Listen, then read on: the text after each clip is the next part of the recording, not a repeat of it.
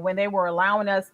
Now, I've been on the internet as soon as they made it available. So, like 98, I definitely was online. When you still had the feedback rooms and all what Reddit is today and all like that. But I love the early 8 years of the podcast, or as they called it, audio blogging back in the day. Yeah, Yeah, yeah, it wasn't. I forget the. Yeah, you must it be was right. audio blogging. Yeah, I didn't know. I just stumbled upon Blog Talk, and I'm like, yo, people. I love to talk, and people have always, for whatever reason, felt comfortable talking to me about stuff.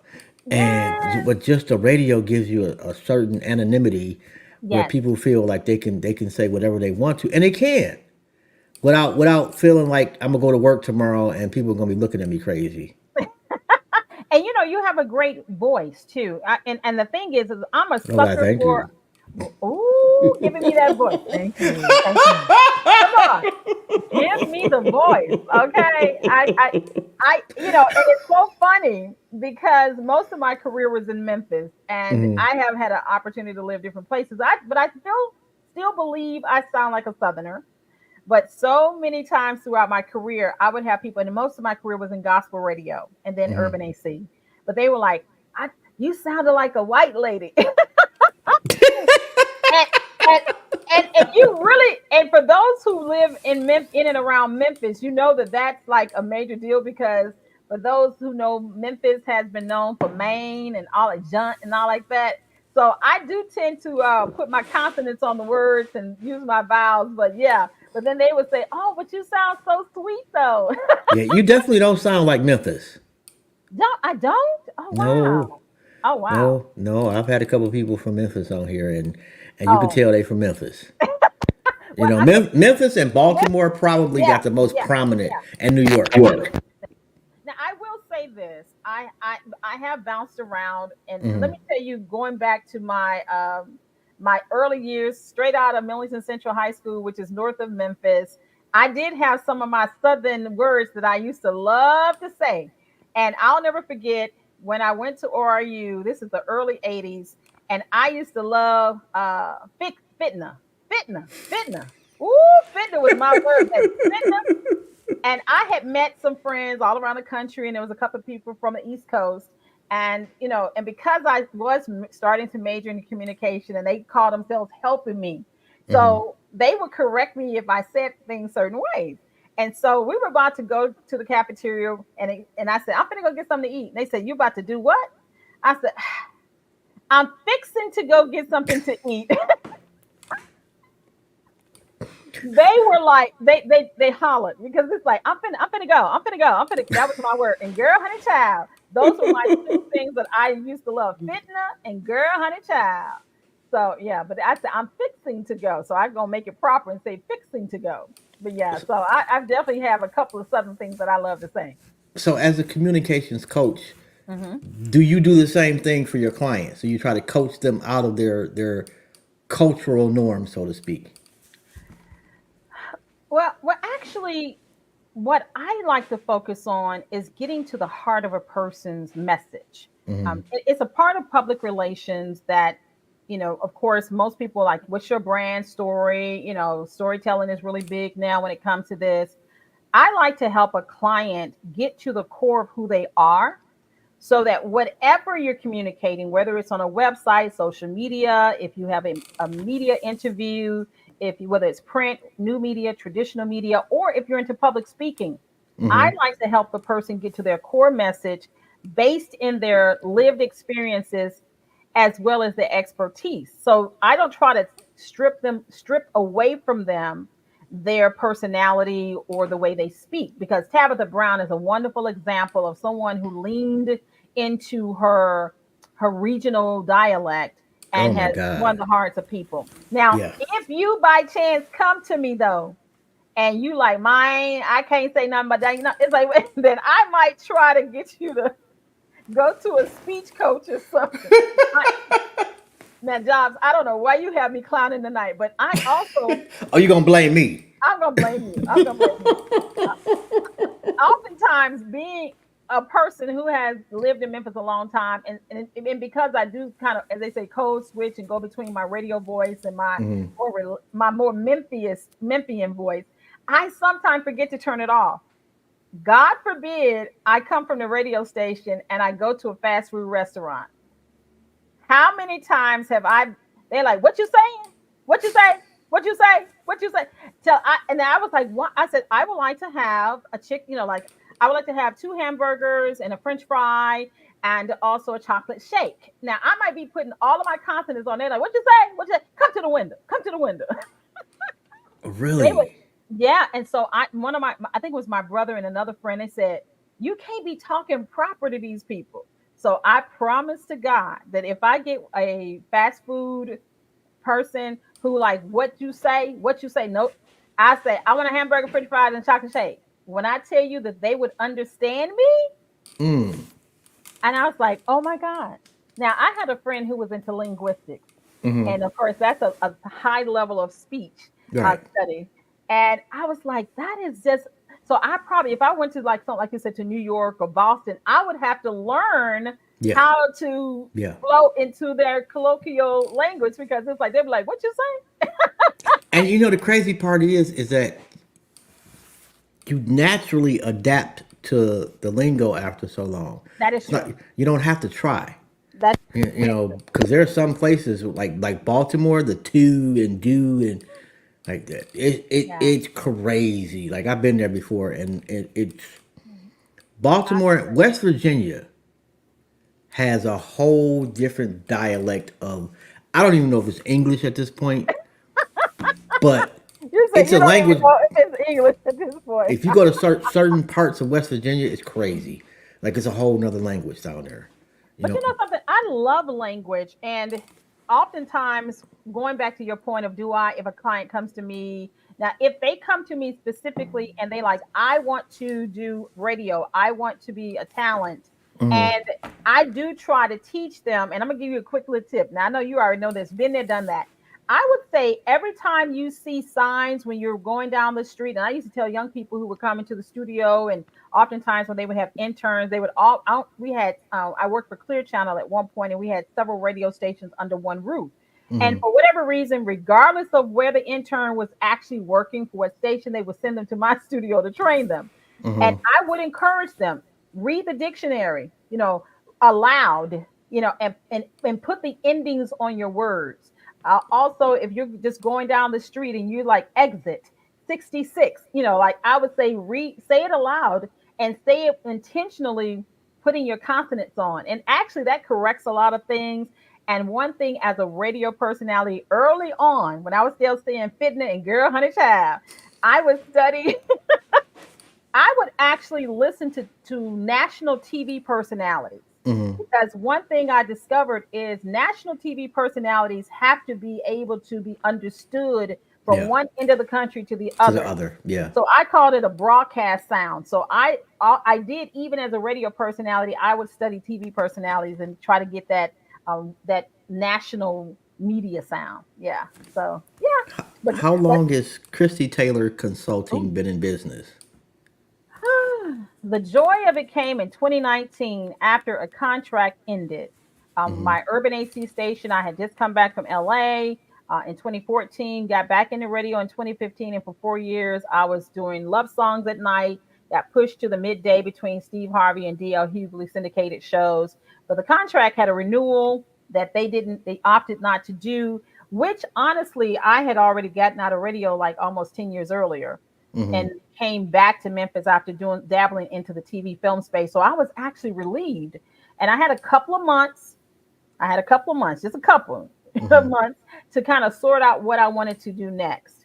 And after having been in the industry for over 30 years, I was like asking a friend of mine who had a consulting business and he was like, you should do what you've already been doing. And I'm like, what is that? He said, giving away your free, he said, giving away information. Because I find myself naturally teaching people and encouraging people. Like I said, when students would come, they would train with me. If someone had a question about how to navigate the industry, because I have been in the music industry, I've been in television, I've been in film, I've been in radio, podcasting. So they're like, open up a business doing what you're already doing and put a price to it. So that's how I've started. Hmm. And it's been really good. And I'm still growing. I'm in the first 5 years of it and gratefully through a pandemic and, all the things and, major life changes and now a move, I have been able to sustain a business and ready to take it to the next level. Yeah. And if people want to get in contact with you and use your services, how they go about doing that? Ooh, I love you today. Come on now. Now, they can go to my website. That's my home online, and it is www.christietaylorconsulting.com. That's CHRISTIETAYLOR consulting.com. Of course, you can also follow me on my social media as well, ChristieTaylorConsulting.com. But I must tell you, Jobs, that I've been on the internet so long that I have two accounts. I have a personal account, Christie Taylor Online, and that is actually a website URL that I've had since as soon as they let us on the internet. But as far as my business, you all can go to ChristieTaylorConsulting.com.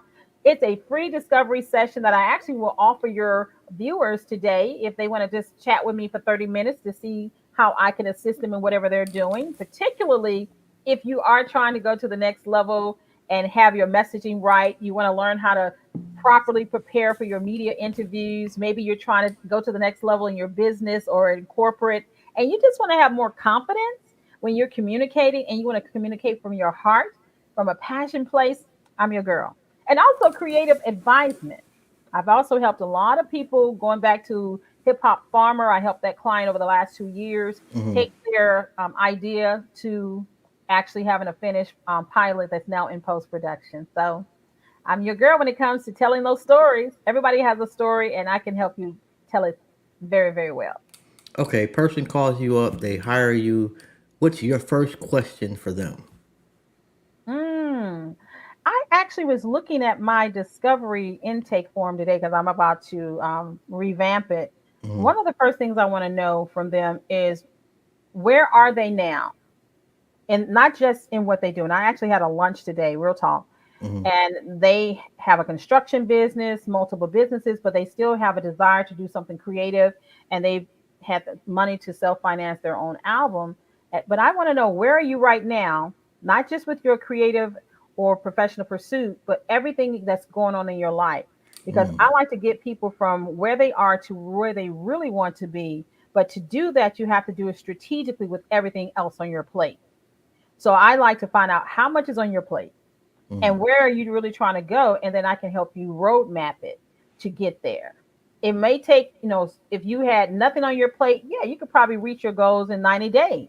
But if you married, got 5 kids, a job, and a business, Man, come on listen. now, you're gonna probably take about a year or two to get from where you go.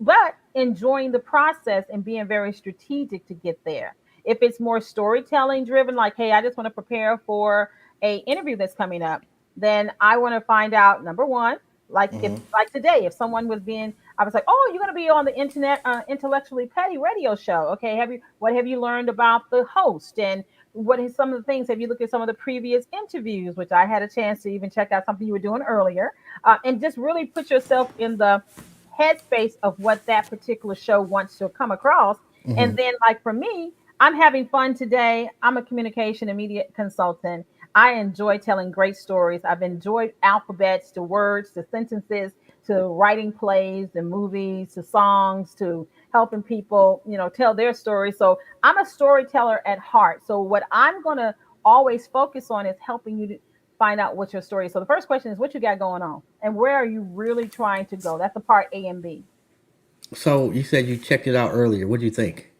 It was fun. I was like, okay, okay. So, your engagement. Why are you laughing? You know, I like the fact that you have a very relaxed show, and many people that are in the online space, particularly, have Mm-hmm. not really honed their interviewing skills, where it's not just asking a list of questions, but having a conversation. Yeah. And I remember early in my radio career, and you all have known these kind of radio personalities, they'll have a 3 to 5 minute interview with a guest and they ask the same five questions. Yeah. And to me, that was always boring because I know the average person already knows that. Let's just say Master P, no limit soldiers and all like that. But what you really want to find out about him is, what is he doing now? Why is he in town? and how can I connect with him, and what's his motivation for doing what he's doing now. Particularly when Hmm. you've been with people who have been successful for a long time, they've heard the questions 1,000 times, 1,000,000 times. Yeah. 1,000,000 times. So what can you ask that's different, but that's still on message? And how does it link to what you're trying to communicate? Like your show is intellectually petty. Now, I low key want to know why your show is is called intellectually petty. And am I supposed to be getting petty? Like what am I supposed to be doing? It used to be called My Skin Is My Sin. Oh, And the problem with that for me was that it put me in in such a small lane where mm, people saw that and they just thought one thing.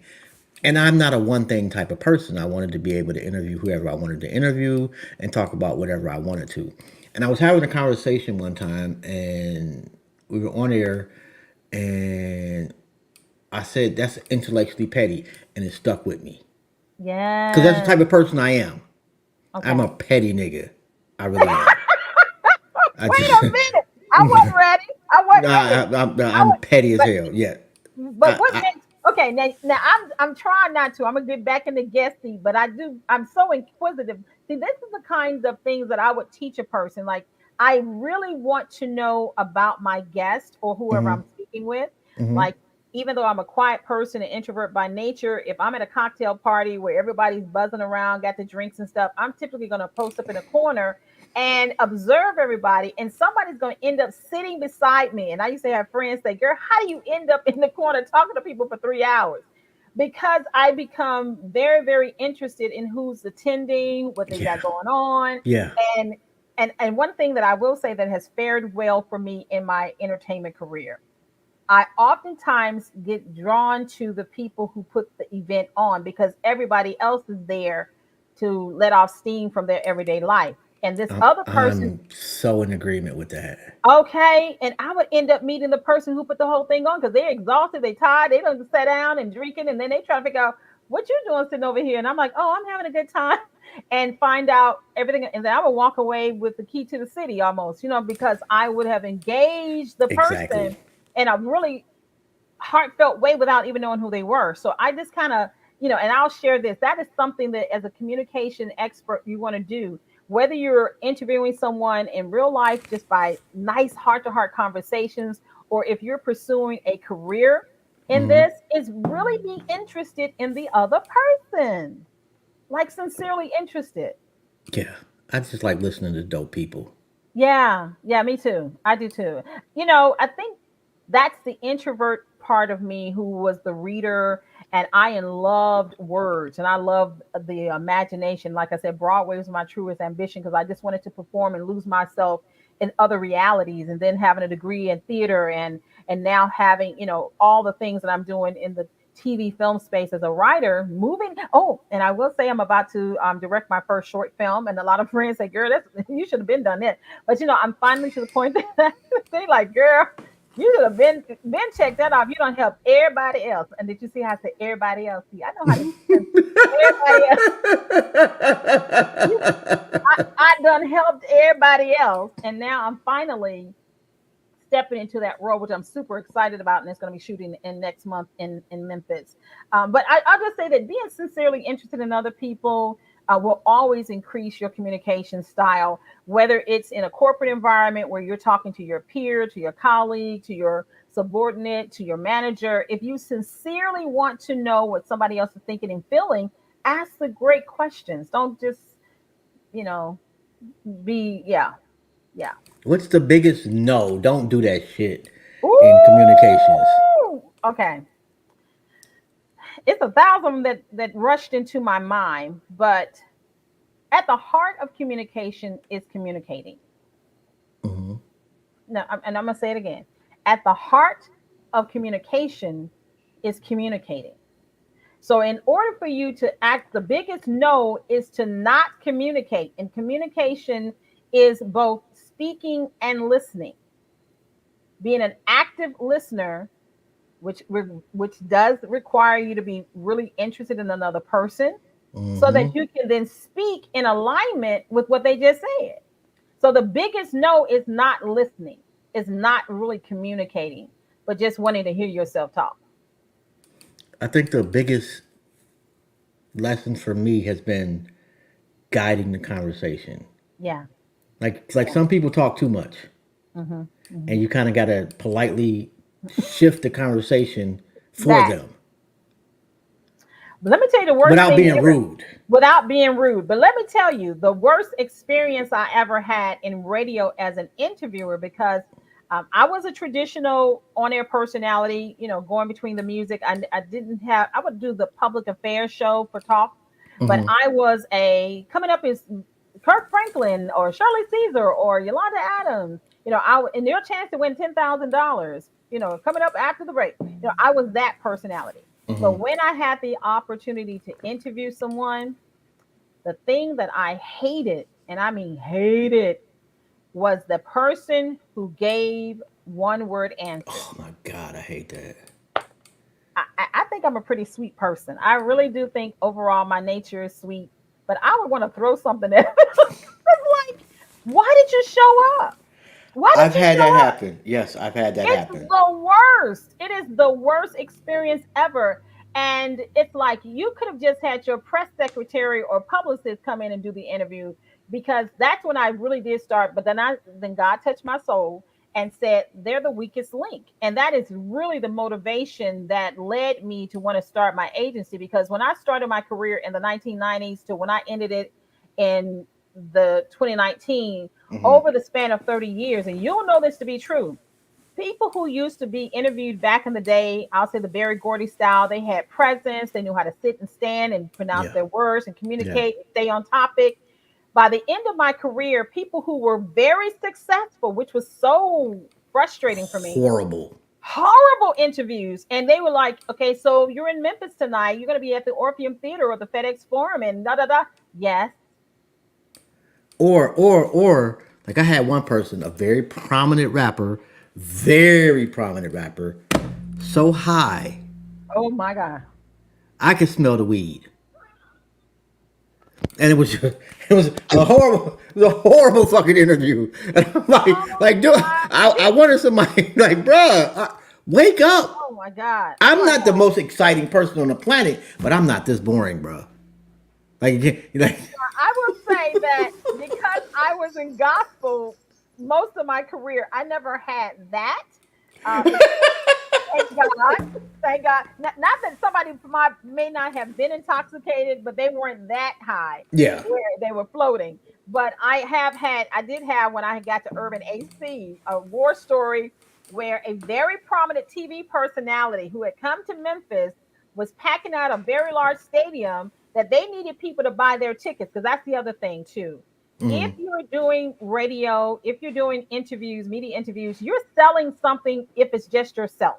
You're Right. bringing awareness to it, or you want someone to buy some tickets or something. So Absolutely. you are there to work. Your goal is to work the audience that you're on to get them to do something for you. Okay. And I teach my clients that. This young lady, Lord have mercy, I was vaguely familiar with her. She was from the area, not from Memphis, but from the region. Had a very successful reality show. And when I tell you she came in there with her entourage and all the attitude to boot, like she was Diana Ross, Oh Lord. baby. And I would try to make people very like you. You're amazing at making your guests feel comfortable. Oh, So that's thank you. all. Yeah. So that was always my biggest thing, is to make them feel like this is my home. You're welcome into my space. For some people who have never been in a radio studio, they were, didn't even know that there was two or three microphones and all the contraption and equipment. So like, hey, it's just a house. Don't mind all the equipment. Just come have a seat and sit right there and just talk to me. This lady was so rude. And like I said, I Oh. try to be a sweet person, that even when I was in the interview, and I'm trying to establish a rapport, which I try to do prior to the mic opening. And she was already kind of very difficult. She was sending her errand people to go get this, go get that. Oh Oh my God, she was, Lord. and I already could tell from the staff, which is something else I Hmm. teach clients. It's like you have to be nice from the moment you pull onto the lot until when you Hmm. pull into from the parking attendant to the receptionist and everybody that you meet. Okay, she was being rude to everybody and rude to me.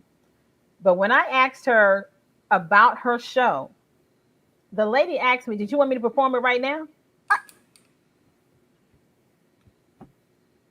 I wanted to professionally in the interview.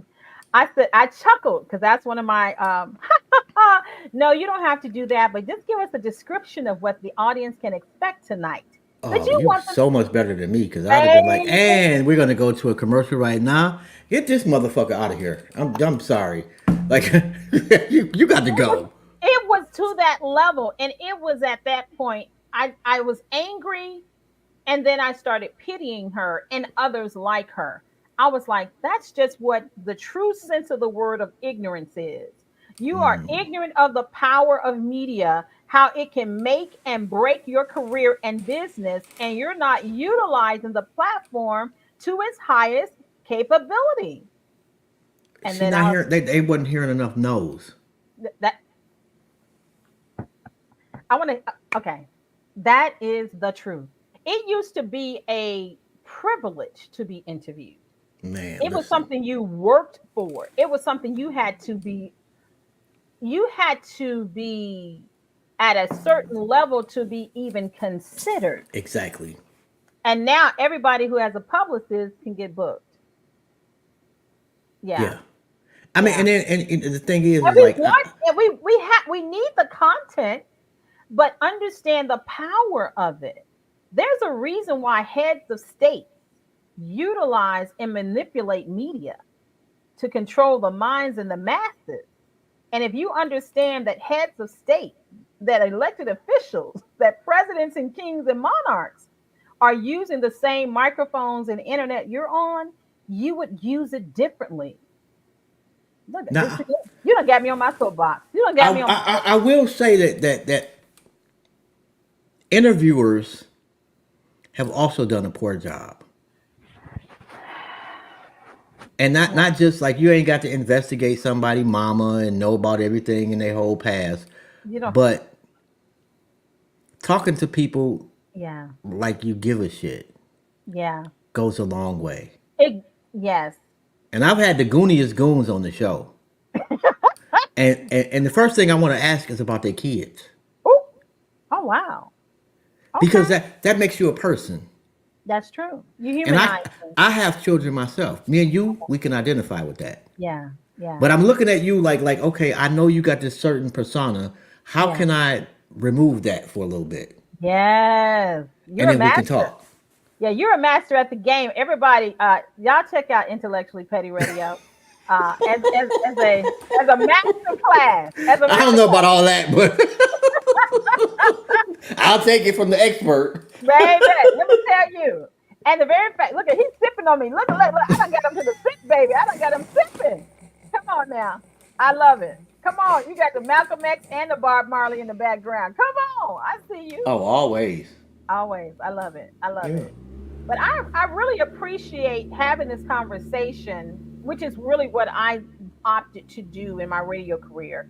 And eventually, when I would do some TV interviews and podcasts, is to create conversations with other people. And to your point, find the human element that you can relate to. Because Yeah. I can relate to some people's experiences. Like when I would interview somebody who was an Olympic gold medalist, I ain't been running track. I ain't been, throwing javelins. I Yeah, don't, but you failed before. but I, come on, come on. I have disciplined myself at something, failed, and tried again till I came to a level of it. And we all have that Yeah. underdog, rags to Yeah. riches, aspiration, if not inspiration. Even if you, Absolutely. even if you didn't do it, some big mama did it. Yeah. Uncle Jackson did it. Somebody, your school teacher, somebody in the hood who made good, somebody that you know could be that, and you can speak from that experience. Yeah. Okay. And this is one question I ask everybody. Oh Lord. Oh You're Lord. Here we you're, go. This you're let me sitting on a hear park this. bench. You're sitting on a Okay. park bench, Okay. What and park is it though? It got in what park? doesn't matter. Okay. Okay. God sits down next to you Hmm. and tells you you can ask him one question. Why does God have to be a man? Oop. So I just had to throw I that in there. I just got to throw that in there. I don't think I ever said that he was a man. I said You said God sit. and And he. I said, and he tells you, you could. Oh, I did. I said you could ask him. No, but no, I'm I'm sorry. messing with you. I'm messing with you. You Go could ahead. ask him or her Right, right, right, right, One right. question. Okay. Even though I do like God being a male, I really do that. I mean, that's just for the sake of for those out there. My God gotta be a But that is my ego. My yeah. bad. No, no, no. Okay, so if God, okay, I'm on a park bench, Mm-hmm. and I love parks. Parks is one of the greatest gifts that we ever created for society and civilization. Absolutely. So I'm on a park bench. That means I'm in my Zen mode. So God would definitely show up as He has. He has sat with me on many of park benches. But what would I ask God? Ooh, the first thing that came out of my spirit was, God, are we good? Are we good? Mm. I would ask God, are we good? I've never had anybody say that. Yeah, yeah, are we good? And I'm I gonna tell haven't you, even thought of that. yeah, if God came to me and sat physically on a bench with me, I'm like, are we good? Like, we eye to eye. Like, you good? You pleased with what I'm doing? Am I on point? That's Like, a hell. That's a hell of a yeah, question right there. yeah, I would. Yeah, that one I won't forget. Are we good? Yeah, Yeah, that oh man, I've asked myself this question like every time I ask somebody that in my mind, I generally I ask another question, and I have yeah, never. yeah, I've yeah, thought about it to myself like just ran. Am I ready? yeah, Am if today is my day, yeah. what happens when I get to the pearly gates? Yeah, I mean, I yeah. ain't perfect. None of us are. None of us are perfect. And But you don't know what the scales are like. Like what's like? Is it 70-30? Is it 80 yeah, 20? Like and you get. I think that's the reason why I've throughout my decades of this earth experience that I'm constantly checking in and to that point about God being all things at all times to all people is that my daily life I like to check in like God we good like am I on Mm, point, am I in the right vein, am I in sync with you, am I in alignment with you, because there have been chapters of my life where I was off the track and God had to lovingly and sometimes through discipline put me back in center. I mean, even in good intentions, I could end up in the wrong place with the wrong people, the wrong opportunities, or he could have me in the room with the right people at the right time with the right, everything.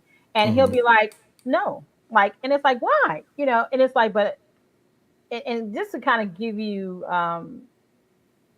having grown up in a very Pentecostal Baptist, Southern, tradition of where church was extremely important, not just to your life, but to your culture mm-hmm, and to how you saw the world and the social environment. Once I hit my 20s and had done a lot of the very committed Christian lifestyle living stuff, and I had a serious identity crisis mm. when I was living in Detroit. Oh Lord. Baby, let me tell you, I'm gonna tell you, I always tell people if I made it in Detroit, I can make it anywhere. That's Because true. that was the first city that, coming from living in outside of Memphis to Tulsa, there was a lot of familiar church environment, people who knew you, all that kind of stuff. And, Mm-hmm. and you still kind of were beholden. But Detroit was my first big city experience without any accountability from anybody that could check me. Mm. You hear what I'm saying? Yeah. So Detroit was my testing ground. It tested Christie Belinda Taylor. I'm put the middle name in there, Oh okay? wow, you with the whole government, huh? What you said, yes. And it was in Detroit that I found the strength of who I was and the weakest parts of who I was. Mm. And it was in Detroit that I met God, even though I was saved from 7 years old. But it was in Detroit that I met God, like I said, on the park benches of my life, where I would have to reset. And parks have been my salvation, being in nature, seeing people frolicking or whatever they were doing. It was in those places that I felt that I had to check in with God and check in with myself. Mm. And I found that God was not, while God was in the trees and the air and all the things, that God was also inside of me, and not from a religious perspective, which is what I was taught, have to be good behavior, being perfect or try to be. But in the most flawed state of myself, trying to figure out life, trying to figure out myself, trying to figure out love and relationships, and failing, honestly, I had dropped out of college, ran to Detroit, hanging around with singers and musicians, only to realize I didn't want to be an artist. You know what I'm saying? I was a serious identity. It's like, then what am I on the planet for? And in my proverbial park bench moments with God, God started showing me my truest self. And the closer I get to who she is, the more happy and fulfilling I am. And I had a quote where that taps us into what we call accountability that I had to take on growing up as a church girl. Like, if I do good, it's my do good. But if I do bad, it's my do bad. But whatever it is, it's mine. And when I tapped into that level of accountability and spirituality, and God also began to teach me, during some very dark times, that I could live my life in full expression, or that I had passed from death to life. I'll just say it like that. I had passed from death to life, where death was don't even attempt true happiness, to life in full expression. And when I tell you, and that another life lesson I learned in Detroit, that's why I have Detroit has a very special place in my heart, because I also learned in Detroit that the greatest sin that you can ever commit is to not live your own life. I am 52 years old and just now learning that. You hear me? I am Yes. so serious. And Yes. like I had a young lady on here, Randy Rosario, a couple Hmm. months ago, and she said something to me that I had never heard before. She said, "The devil gives out blessings too." Woo! Yes, he does. Fucked my head up, and I haven't Yes. forgotten that since. Yes, he does. And oftentimes they're shinier than God. And that's exactly what her Yeah. point was. Yeah. They come in this. They can come. Woo! And when you understand, see, it takes to walk through the fires of your own hell to forge the true essence of yourself. Oh my God.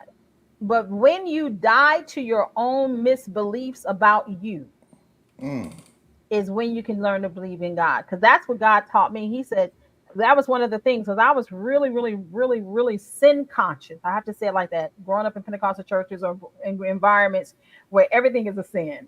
Yeah. Everything is a sin. So I was very sin conscious, and God started teaching me through my own lived experiences that the greatest sin that you can ever commit is not live your own life. So if you're around here letting other people make decisions for you, or reflecting, or letting other people put on you their dictates, and then you're thinking it's me,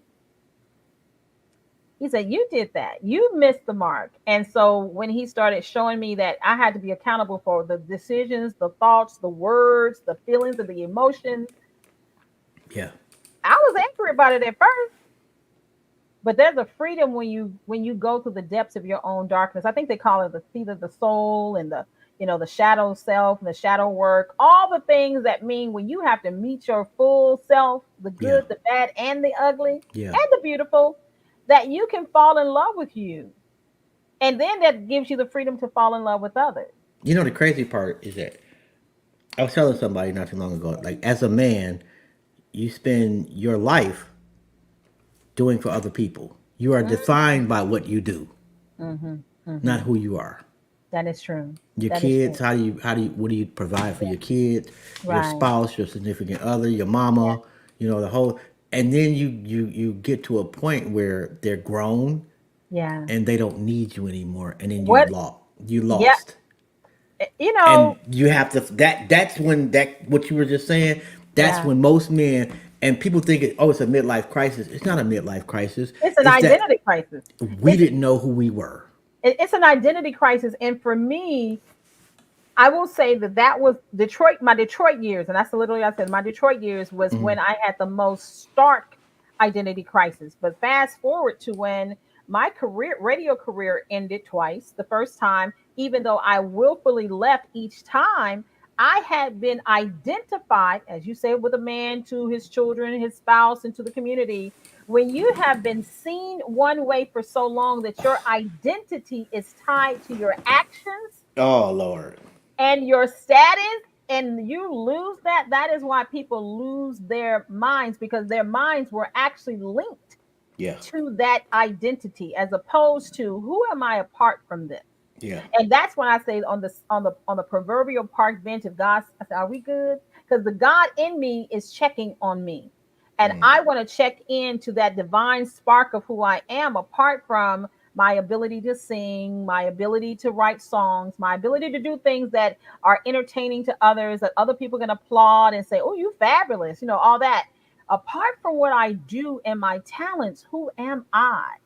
And then that gets into one of the most powerful things that I learned out of my journey is the power of I am. So my life that I rebuilt from my 20s over the last 30 years was literally linked to the power of the I am and the I am now. Like so much of my life, when God helped me recreate me from those Detroit years where I literally allowed myself to be melted, like totally like destroyed.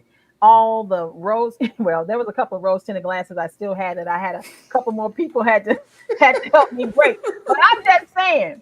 But in my 20s into my early 30s, really was a time that I had to rebuild my life through my spoken word, which is why I'm also grateful that the quiet little girl who was living in DC, sucking her two fingers, back in the day when you sucked that thumb and your fingers and your knuckle. Yeah, back in the day, reading a book. I don't get that I learned the power to speak, because through my spoken words, which is why even now, literally at this time of the year, I'm a countdown to my birthday, that I'm very, very, very sensitive to the words that I'm forming, the way that I'm speaking to myself, and the way I'm speaking to others around me, because I'm literally creating and shaping the energy that's surrounding me. I believe in that the world that you're seeing right now, people spoke this world. Absolutely. Um, and I want to apologize if I didn't cover enough of your career. No, this is But no, just no, no, no, no. Dobbs, let me tell you this. I appreciate that you guided the career to the essence of who I am. And those who will watch this who know Christy, they know this is where I live and this is where I speak from. And I saw my ability when God gave me my radio career back, because I was out of radio at one point for like 6 or 7 years, 6 years. And when I got back in that seat, and that's when my success took off, is because I had learned the power of my words and my voice. And I allowed the spirit that is in all to fill my vocal cords. So when I would open the mic, even if I wasn't saying scriptures, like right now, I am inspired and some would say anointed to speak. So someone just through my spoken, the sound of my voice is being liberated. And so my the essence and success of my radio career, and why God still has me now being interviewed by the one, the only Jobs on oh my Executive God, Petty, stop it. is because apparently he still needs me to say something.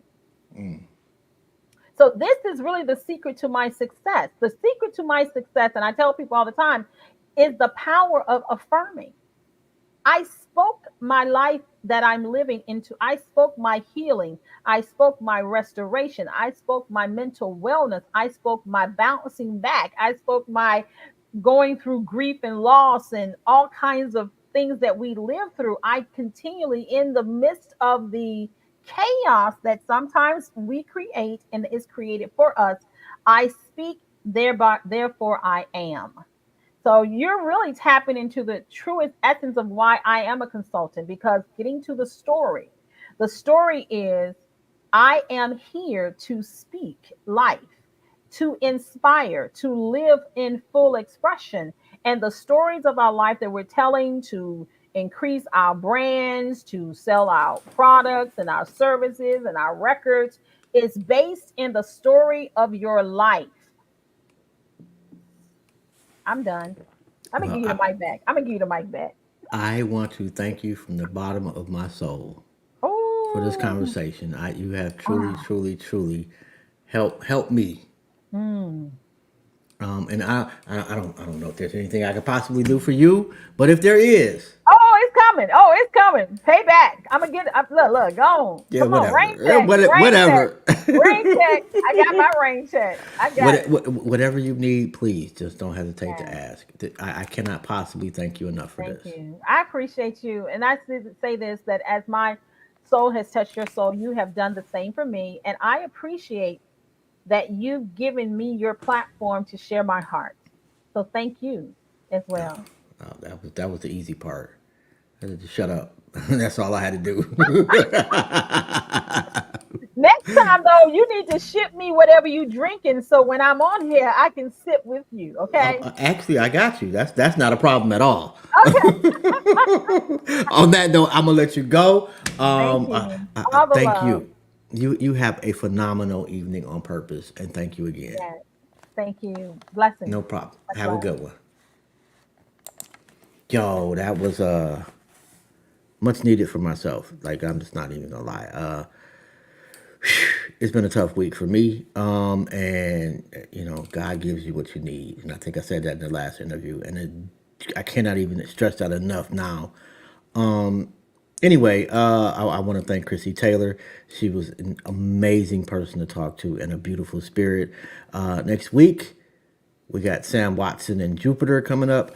And y'all make sure y'all stay dope and have a phenomenal evening on purpose. This has been Jobs. This has been another episode of Intellectually Petty Radio, and I'm out of here.